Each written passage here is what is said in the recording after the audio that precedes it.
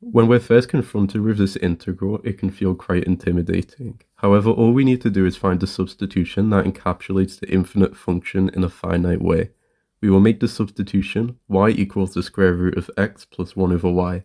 This will just make the integrand y, as we could keep subbing y into this equation to get our infinite expression. Now, the only thing our substitution is missing is an expression for dx in terms of y. To do this, square both sides of our equation and multiply by y.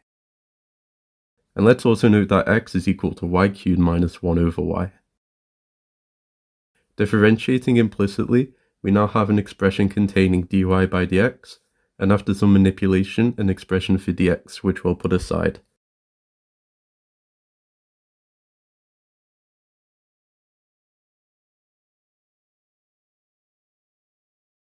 Before subbing in, let's find new bounds for our integral. When x is 0, we can see quite nicely that y equals 1. Likewise, when x is 7 over 2, we can see that y must equal 2. Now we can compute our integral as the integral from 1 to 2 of y as we planned, multiplied by our new expression for dx. Expanding out and applying the appropriate computations, we arrive at the clean answer, 14 thirds plus the natural log of 2.